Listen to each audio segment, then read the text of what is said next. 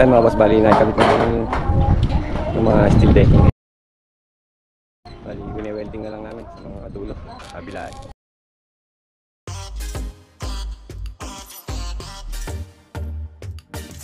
Abang na rin kami ng mga PVC sa junction box.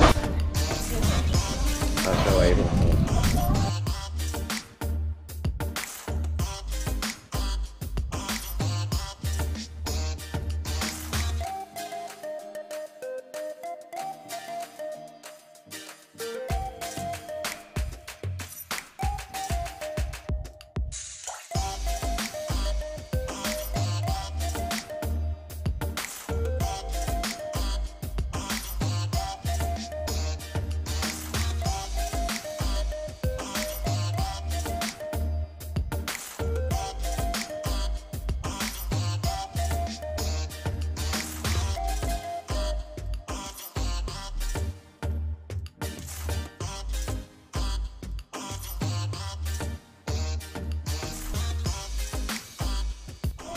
Bali ang magiging abang namin ng mga junction box sa ilaw is isa sa sentro, tapos 4 na sulok pin light. Bali ganun ang magiging abang namin bawat column. Bali 3 yan, 1, 3 naman yung balcony, tsaka kalahating CR. Ayan mga mas.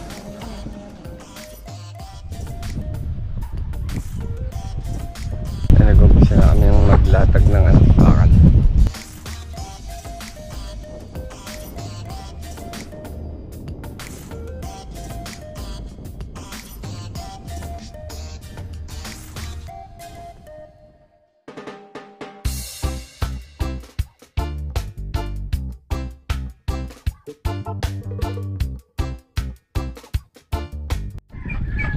Napagpakal na kami kahapon, pero one way pa lang eh.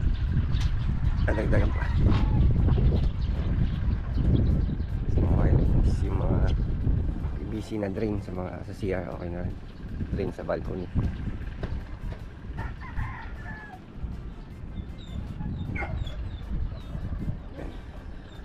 Kami natin may babakalan.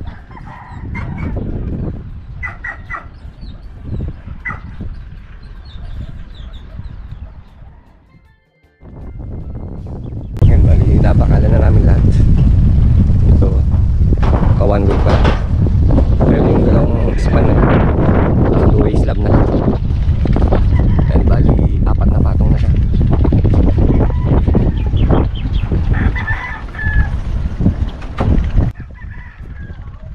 Dito naman baba niya sa asawal.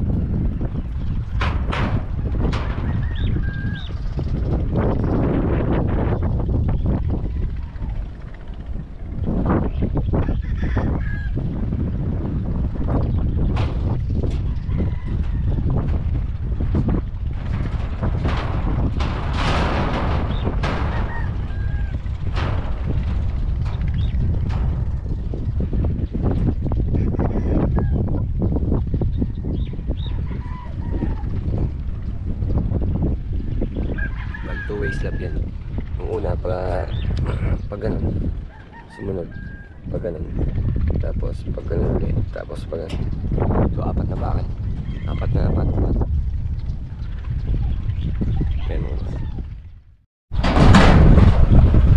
Ayan ba, tapos na namin lahat ng bakal sa slab. Bali naka 4 na patong na lahat yan. Hanggang dito sa patong. Papapansin niya. Mga two-way slab na lahat to. Tapos ang gagawin namin yun is maglagay kami ng extra bar sa gitna.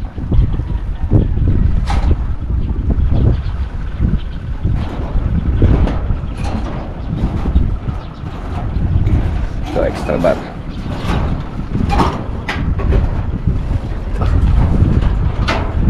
Extra bar sa gitna ng biga. mula doon dito hanggang doon.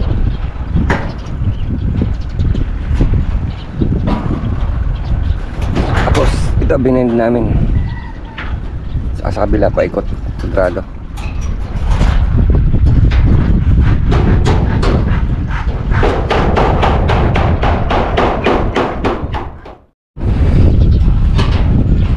So yan, bali kung mapapansin nyo mga boss, bali tatlong span to. Sa una, sa gitna, sa ibanda ron. Tapos yung sumunod yung ano na, balcony, pinaka cantilever na banyo yung gagawin. So per span, ginawa namin siya ng parang bangka ang tawag ni Foreman. Nakabench siyang pa ganyan dito, tsaka doon sa gitna ng pagitan ng gitna ng biga. Tapos lalagyan namin ng extra bar. Ayan, pa ganyan. Kaya binebend dito paikot sa per span sa gitna, dahil dito kumukuha ng lakas yung gitna nung slab bawat sentro. Tapos kung ito nakababa, pababa yung bend nya, kung mapapansin nyo, ito namang extra bar na nilalagay namin ngayon, nakakontra siya pababa yung bend nya. Ito naman pataas, ito pababa extra bar, ito naman yung pataas na bakal namin ng mga tumakbo dito sa slab. So ganyan mga boss.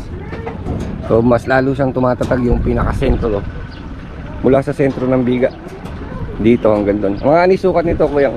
150. 150. Bali semento kami ng 150 sa biga. Ayan. So ganyan yan mga boss. Tapos gagawin na lang namin siguro dito sa mula steel decking. Ayan. Ayan. Ang gagawin namin dito mula sa steel decking tsaka yung first layer ng bakal na nilatag namin, para hindi dumikit dito sa bakal saka steel decking, naglalagay kami ng kapirasong bakal lang, spacer pinakapagitan nya, para may halo na mamagitan sa mula steel decking saka yung first layer na bakal. Ayan, sa 10mm. Ayan mga boss. So yan, gagawin namin ngayon is maglalagay na kami ng extra bar sa 1, 2, 3. Bali tatlo yung biga na nakapagitna rito sa ginagawa namin. Tapos mag-aabang na kami ng mga dowel siguro mamaya. Tapos yung hollow blocks na ilalagay namin na sakto na tapat dito sa gitna ng slab. So ang gagawin namin siguro is magpapatakbo kami ng 16mm dalawa. Lalatag kami dyan kung ano yung sukat, para doon namin iuupo yung mga hollow blocks later on pagka nagkasinta na kami. So ganun yung isang diskarte para lalo pang lumakas, kasi hindi natapat sa biga yung hollow blocks na ilalagay namin. Iasinta pinaka kwarto dito mula rin sa banyo paikot, tapos hanggang dito yung sukat. Bali 12 feet ang haba ng kwarto na gagawin namin. Tapos yung kalaparan niya is ito kasi 4 feet lang yung buong ano natin. Ginagawa mo? Ay, 4 meters lang pala. Ayan mga boss. Tapos syempre yung steel decking natin, dulo tsaka sa dulo welding yan. Winelding namin. Welding sa steel decking, tapos kakawit iuhook mo pa sa sa biga, yung mga nakalitaw na bakal sa biga para mas matibay. Ayan. Bawat yan sa steel decking meron kabilaan para mas malakas, alang galaw pagka nagbuhos na. Ayan. Mamaya mag-aabang na kami dowels, baka makapagkabit na rin kami ng sidings kahit makapag-umpisa lang.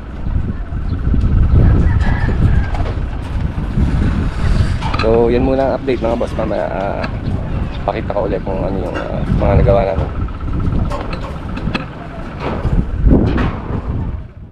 A few moments later. Bali, magkaapit kami ngayon ng forma, siding sa gilid. Ayan.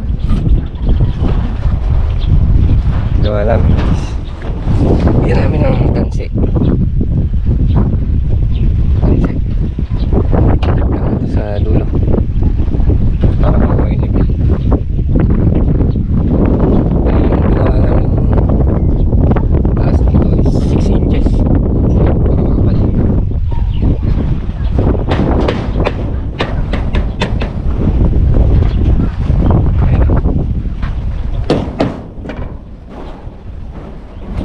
Gamit pa rin ng tubular at pinolik na molde. Okay siya.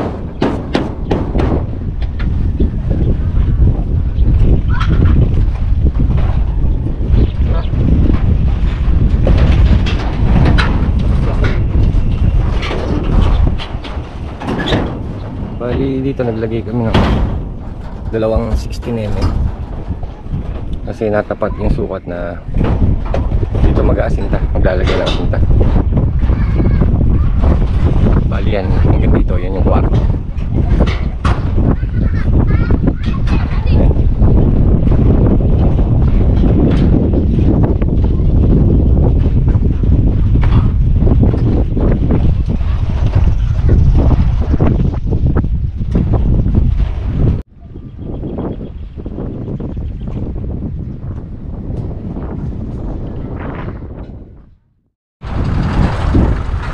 Eh mga boss, yung garden natin na kinukuha na natin ng sili tsaka talong.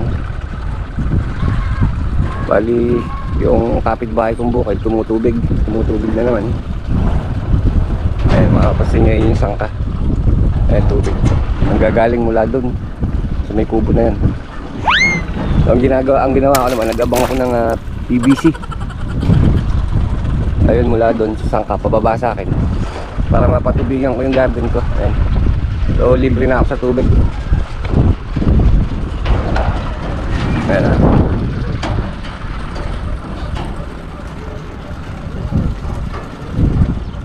Ayan mga boss, nakapita sa garden. Bali magpapakpit kami ngayon. Ayan, talong, okra, kamatis, palaya, siling panigang. Dahil meron din natin na maraming malunggay na nakakanin sa gilid. Ayan mga boss. Ayan. Tignan natin yung ginagawa sa baba.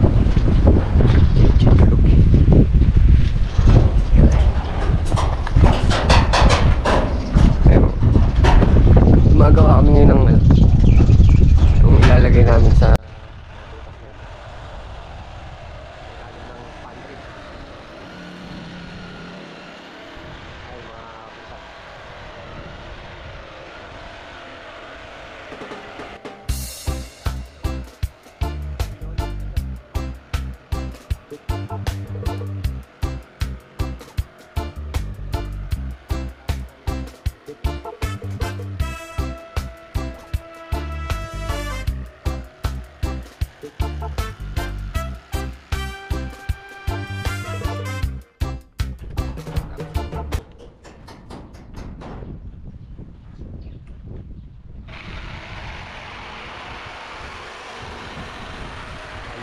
tatlo, sabay-sabay.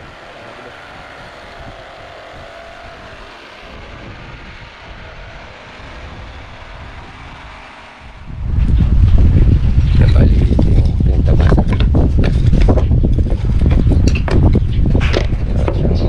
Parang plaka ng motor. Ayan. Ayan.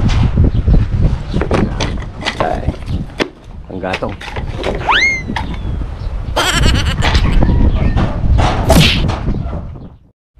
DIY mixer. Ayun na, mas bali. Nakikabit na namin yung mga tapal sa ilalim. Parang plaka.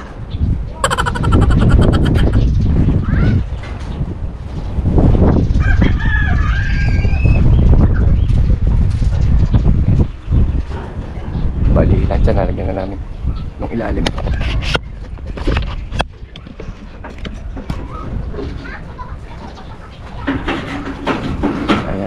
Gilid.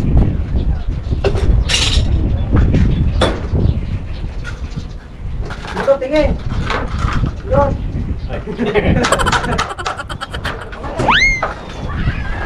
Lagyan na namin lahat.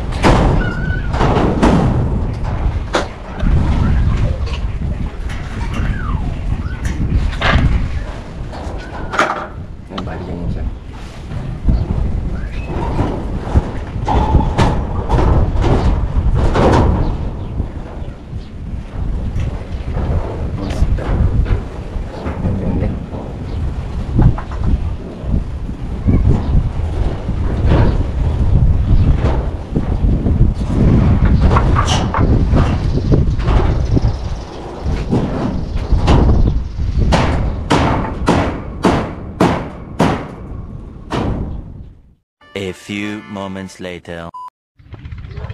Ayun mga boss, bali nakapaglagay na kami ng ano, mga sidings. Ikot. Nag-abang na rin kami ng mga dowels. So halos okay na sa taas. Schedule na lang natin yung pagbuhos. Tingnan natin.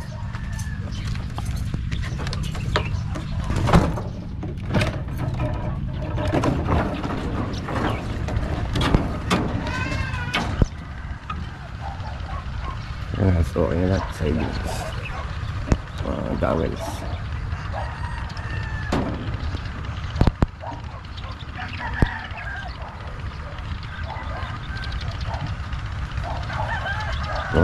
PVC.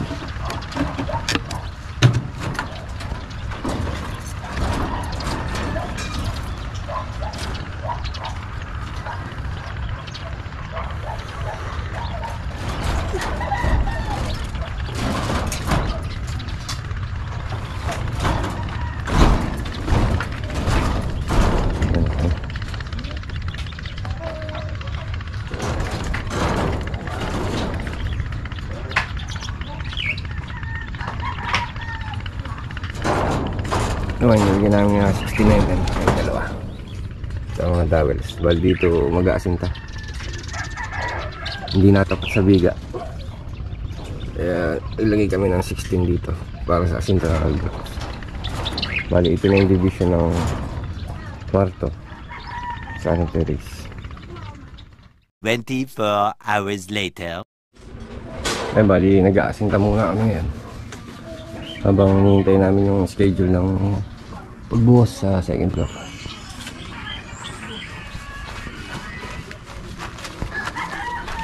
Bali nag-abang na rin kami ng ano, PVC para sa outlet.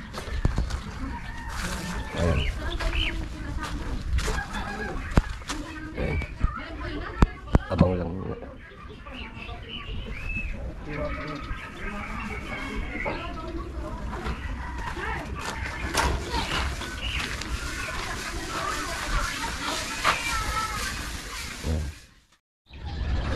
So, tingnan natin mga boss yung mga naabang namin na outlet sa yung mga switch.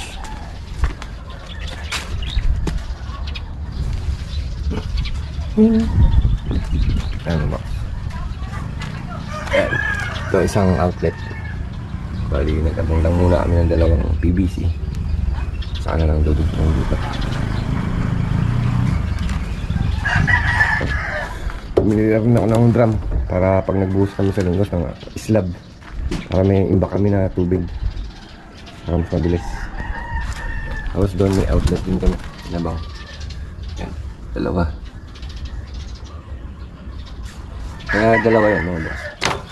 Yung isa tatakbo rin. Ayan, pinakita kong outlet yung ayan, ito naman, kaya dalawa rin. May tatakbuhan din siyang mga ibang outlet banda naman doon.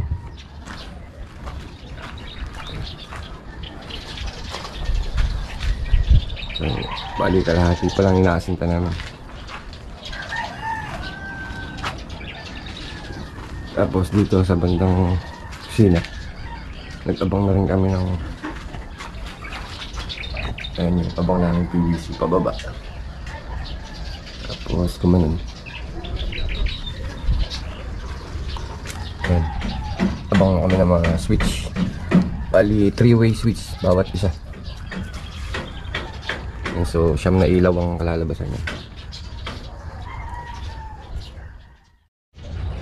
Bali 3 utility yan ang ginagawa namin diskarte. Yung una dito namin pinaraan sa layer na to na asinta. Tapos pangalawa dito naman. Tapos yung pangatlo dito sa susunod na asinta. Para maluwag.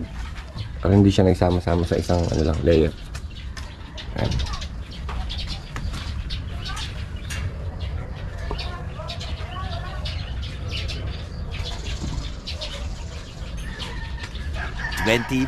Hours later. Bali naka-prepare na lahat mga boss. So ngayong araw ang buhos namin. So yun yung mga buhangin namin. Ngayon na ang araw ng buhos. So, mamaya-maya lang mga dadating na yung mga tao. Ito, check natin ulit. Mga junction box.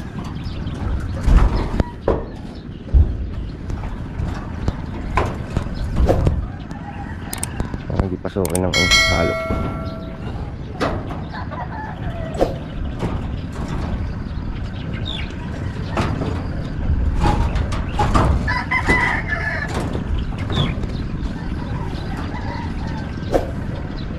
Okay naman.